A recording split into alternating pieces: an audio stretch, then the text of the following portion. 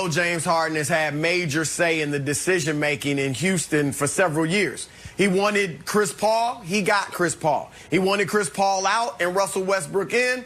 Chris Paul was out, Westbrook was in. And if all the reports were saying he wanted Ty Lue and John Lucas. So Ty Lue first, John Lucas second. If he got neither of them, he's looking around and saying, okay, Daryl Morey's gone. Mike D'Antoni, who built an offense around me that turned me into a legend, is gone. And now they're not listening to me as far as coaching hires. Then I could see why that could be true and he would want out. But of course, there is no way the Rockets hired Silas against Harden's will. I'm sure they went to him, and he actually, of course, talked to Silas during the interview process. That was a part of it. If he had told Houston at the time, look, if you hire Silas, I want out, it's hard to believe they would have hired him. Now, if I'm the Rockets, though, I would hope that this is the only reason James Harden wants out. Because I actually think Stephen Silas has a good chance of winning Harden over if that's the case. He's a 20-year assistant in the league. He was under Rick Carlisle, who we know is a great coach. And he was under Don Nelson in Golden State. Nelly is one of the most innovative offensive coaches the league has seen. So they have talent in Houston. It may not come together, but they do have talent. I think Silas has a good chance of figuring out a scheme that might be able to maximize these guys together, and that could win Harden over. So, listen, with respect to the report and with respect to James Harden, I don't buy this for 1 second. First, let me tell you a little bit about Stephen Silas. Broussard alluded to some of it. NBA bloodlines. His dad, of course, is Paul Silas. He went to an Ivy League school and played basketball there for 4 years. He has been an assistant in this league grinding since the year 2000, 20 years for this opportunity. And at his most recent stop, he helped design the most efficient, highest scoring offense in the history of the league with Luka Doncic, who has actually a somewhat similar skill set to James Harden. The idea that Stephen Silas was the reason Harden wants out, it's craziness. What I think is happening here, Brandon, is I am certain Harden is hearing what I'm hearing from some of his colleagues, which is a lot of the players around the league that have made a big deal, rightfully so, over the lack of minority representation amongst general managers and head coaches of this league do not like that James Harden is essentially throwing a bomb into Stephen Silas's first opportunity at being a head coach.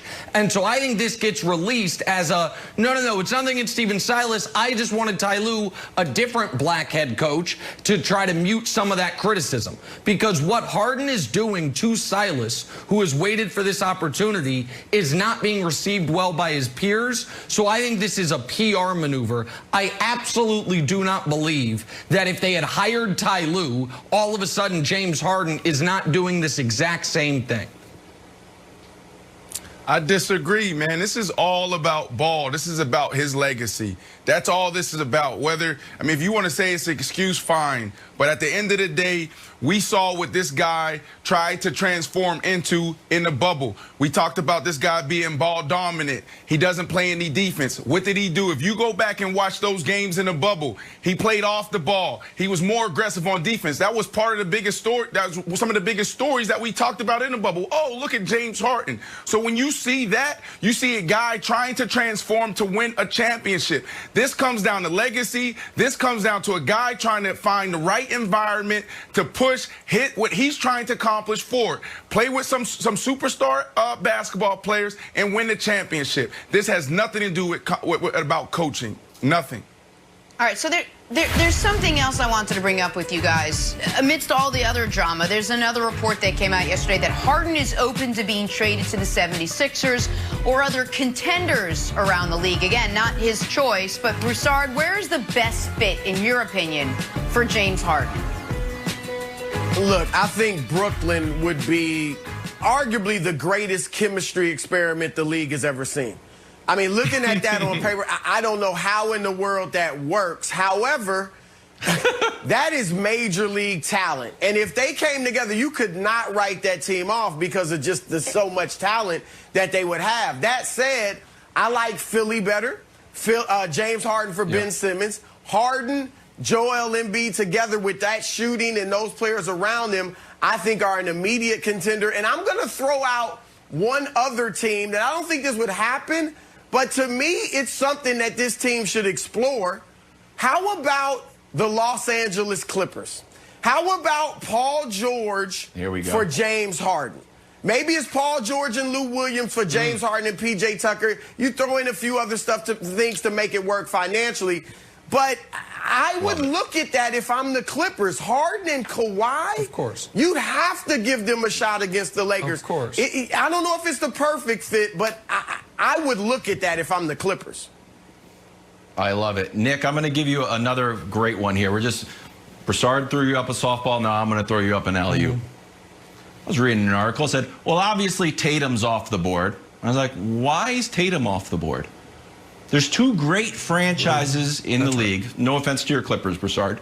They've both got 17 championships. One franchise won a championship in October, and the other one won one in 2008. In the last 30 years, the Celtics have one championship, and the Lakers have 6. And everyone's like, well, our future, well, he's 22 and Harden's 31. What about our future? Hey, newsflash to everybody, the future's overrated. It's wildly overrated. That is correct. Maybe it doesn't even happen when a comet strikes Earth and we're all just headed wherever. And it's like, well, at least we still have those draft picks. Carpe diem. If a Tatum to Harden deal, if we can show, we even drew it up for you, Jenna. We threw Danny Ainge in there.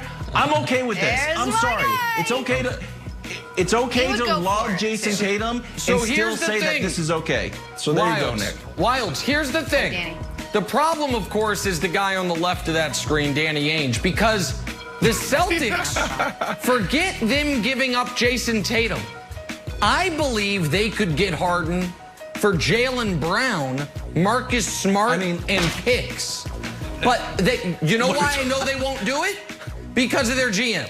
So, like, they won't. We love to have James Harden, but unless you want Yabusele, Ojale, and Grant Williams, we just can't. I'm sorry, we just can't make it work.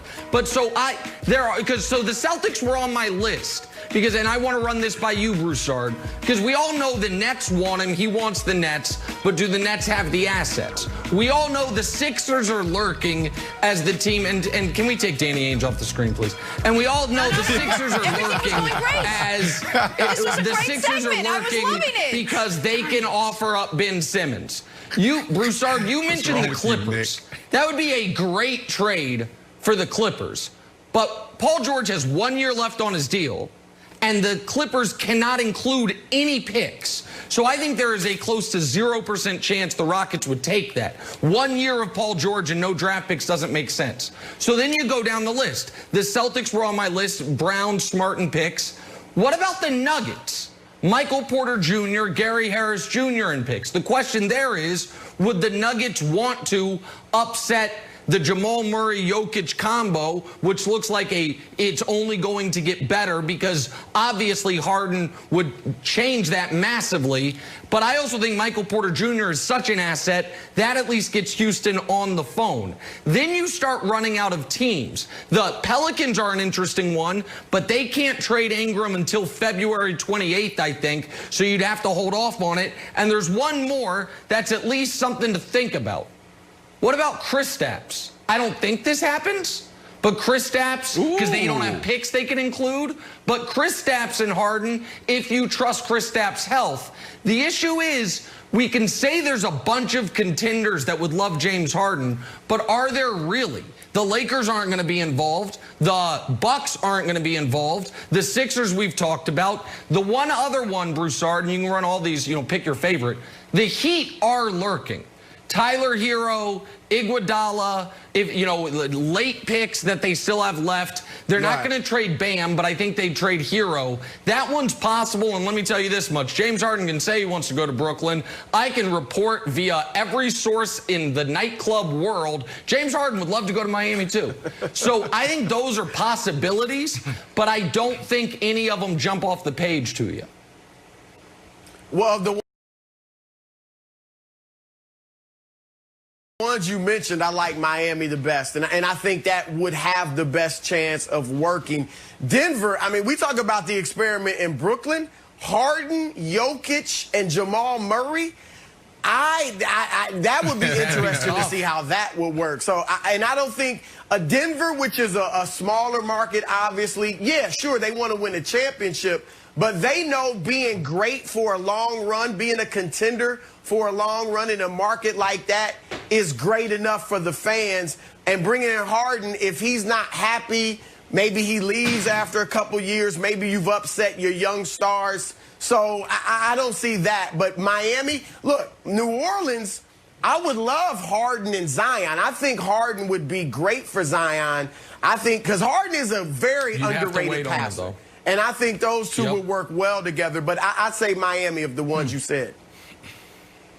Look, I'll be quick here. Look, Denver won't work out because 24K and Blue Martini shut down years ago before I even left Denver. So Denver won't work, okay? Look, give the man what he wants. I would say this. He is smarter than all of us. I know you guys been covering the NBA for a long time, but when it comes to the basketball, I would say James Harden is smarter than us, all sitting here on this show today. So if the man says he wants the Brooklyn Nets, give the man what he wants. Let him go to the Brooklyn Nets. Chris, you said it. It will be the biggest experiment, chemistry experiment in the history of the NBA, Jenna. But let's see what happens. 3 great players coming together.